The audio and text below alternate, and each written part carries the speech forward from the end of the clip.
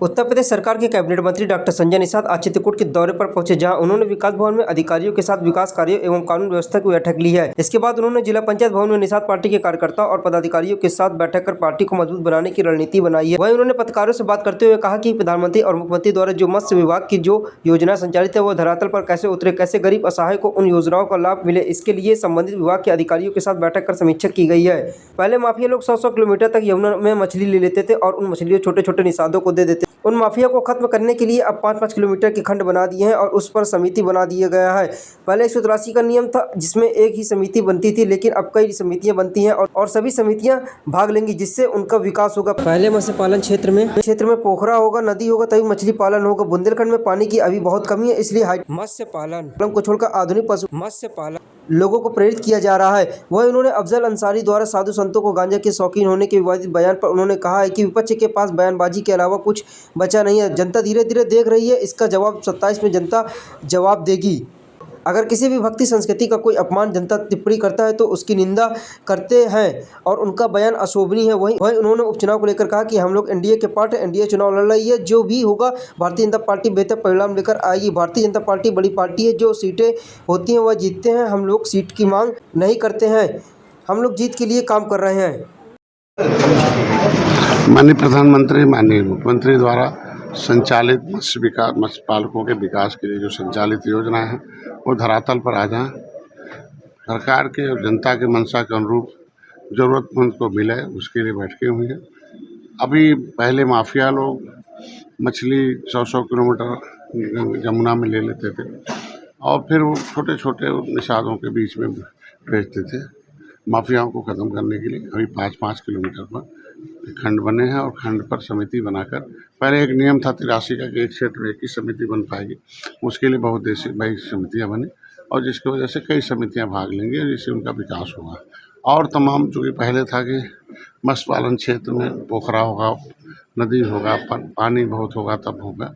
अभी बुंदेलखंड में थोड़ी पानी की कमी है, तो हाईटेक जो है परंपरागत मत्स्य पालन को छोड़कर आधुनिक मार्शल आर्ट्स में, बैकयार्ड में तमाम तरह के नए तरीके हैं, तो उसमें संबंधित विभाग के अधिकारियों को बुलाकर समन्वय स्थापित करना था कि बिजली की ज़रूरत है, बिजली दे, पोखरे में पानी भरना है।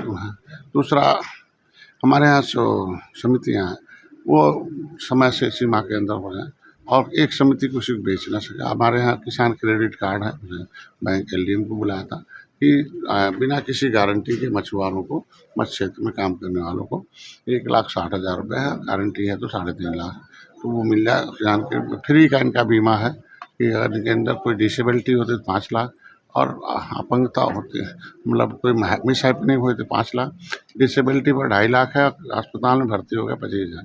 तो ऐसे इनके मछुआ कल्याण कोष से इनके फ्री बीमा है, फ्री मतलब इन बच्चों की पढ़ाई के लिए व्यवस्था करा दिया। इंटर के बाद जो बच्चे पढ़ेंगे जिसका 2 लाख से कम आय होगा उनका फीस, हमारे मछुआरों का फीस सरकार जमा करेगी। इनके इलाज के लिए अगर इनको आयुष्मान भारत कार्ड नहीं है तो ये अपना इलाज किसी भी अस्पताल में अच्छे करा लें जो रजिस्टर्ड है और उनको 5 लाख का इलाज, 13 प्रकार की बीमारी है उसमें है, और अन्य बीमारी में भी भर्ती होते हैं तो तुरंत UPFisheries.nic.in पर जाएँ, चिकित्सा सहायता फार्म भर दें, इनके खाते में पैसा जाएगा और उनका इलाज हो सकता है। ऐसे गरीबों के साथ हमारी सरकार खड़ी है। तमाम और ऐसी योजनाएं हैं जिसमें चर्चाएँ हुई हैं और आगे इस चित्रकूट को बेहतर परिणाम देने के लिए काम और कार्यकर्ताओं के अंदर अभी इसलिए बुलाया गया कि जो विभागीय योजनाएं हैं उसके माध्यम से इनको पम्फलेट और उनको जानकारी दी जाए जिससे आगे ये ले सकें। उन्होंने आज एक विवादित बयान दिया है कि जो साधु संत हैं वो गांजे के शौकीन होते हैं और कुंभ के मेले में साधु संतों को अगर एक मालगाड़ी भी गांजा भेज दिया तो वो खपत हो जाएगी। क्या लगता है कितना अपमानजनक ये बयान है उनका? देखिए, विपक्ष के पास बयानबाजी के पास कुछ बचा नहीं है, इसका जवाब अब जनता धीरे धीरे दे रही है और 2027 में देगी। अगर किसी भी भारतीय संस्कृति पर कोई आदमी अपमानजनक टिप्पणी करता है तो उसकी हम लोग निंदा करते हैं और उसका बयान अशोभनीय है। मंत्री, प्रदेश में 10 सीटों पर उपचुनाव है, तो क्या लगता है कि आपकी पार्टी कितनी भागीदारी रहेगी और क्या स्थिति होगी? हम लोग एनडीए के पार्टनर हैं और एनडीए चुनाव लड़ रही है, जो भी होगा भारतीय जनता पार्टी 200 सीटों हम लोग बेहतर परिणाम लाएंगे और भारतीय जनता पार्टी जो है परंपरा रही है, बड़ी पार्टी है, जो सीटें होती है वो लड़ती है। क्या सीटों की मांग करेंगे आप? हम लोग मांग नहीं करते, हम लोग सीट के लिए जीत के लाए हैं और हम लोग 10 सीट पर जीत के लिए काम कर रहे हैं। और जो सीटें जिसकी रहती है निषाद पार्टी लड़ती है, भारतीय जनता पार्टी।